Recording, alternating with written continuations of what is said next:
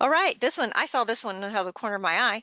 I code for wound care clinic. I sometimes have problems finding a diagnosis code for the office visit when debridement is done. Any suggestions? That's Well, Alicia. yeah, I can That's tell you. yours. And you know what? Talking about PT, this is something that they have trouble too. It's the Mhm. diagnosis code because we are so driven in the outpatient world, if that's what your background is and everything, that it's all about the CPT code, right? Because that's what you're being reimbursed on. And we forget that the ICD code is the reason for the CPT code. So whenever you have any type of, they're really not ancillary clinics, let's call them specialty clinics. So whether a person's getting PT or they're going to a wound care clinic, maybe they're going to a special diabetic foot clinic where they go in and have their nails done and things like these. So these are ancillary specialties that work along with another provider. The still providers there, but they're taking the documentation from, say, the general practitioner, and then they're saying, okay, I want you to go to the wound care clinic because this is their specialty, and they're going to be following up with this diabetic ulcer that you have on your toe, or this spider bite that isn't getting any better, and then they may put like a wound vac or something like that, or hyperbaric treatment, or just do debridements because it's that what their specialty. And just so you know, too, PT, some physical therapists are wound care specialists.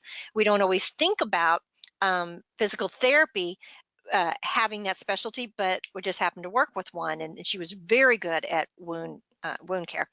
So, how do we get this diagnosis for the debridement to be done?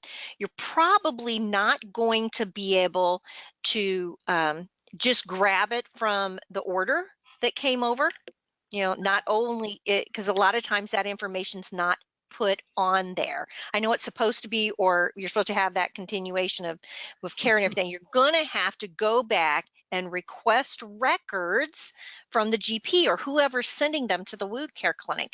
Now, with providers, I mean, with people having things that like PPOs, they don't have to have a referral, right? So that can make a big difference on getting the documentation. But you need to know in a wound care clinic, you know, what was the reason for the wound? Was it a spider bite? Is it a diabetic ulcer, or was it just a non-diabetic that had stub toe that just got really massively infected and they have poor circulation, but diabetes is not involved? Things like that. So to be able to get the information for the proper diagnosis code, you're just gonna, if it's not on that information where the order's written, and a lot of time it's lacking, then you're going to have to request the records and you're going to have to abstract it from that. Now, from a billing standpoint, I know that Jennifer can probably state how, uh, if that proper code is not put on there, then you're not going to get paid for the service of doing a debridement. So, in other words, if a person has a fractured toe and they're going to go in and have debridement done, well, why would they have debridement on a fractured toe? That's not going to link up, right? That there's no medical. However, if they have a fractured toe on a person that was a diabetic, that it ended up with a wound that opened up, then that makes sense, right? It's not the fact that the person had a fractured toe, it's the fact that the patient had a fractured toe and have diabetes and developed a wound, right? See, so or even an open fracture versus a Mhm. closed fracture. So you're not going to do a debridement on a closed fracture. There's no wound to do that with. And so you've got to make sure they line up. And the biller, I would assume, is going to have to be very savvy with that. And that's why it's so important that billers and coders are if you're a coder, that you understand the billing, and if you're a biller, you understand the coding. So it's good to have, Mhm. if you can get both credentials, to absolutely get them. But you got you got to speak the same language so that you can say, hey, there's no way we're going to get this paid because you know a fractured toe is not going to be needing debridement. We need more.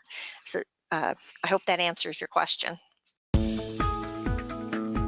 Do you need more medical certification and business training?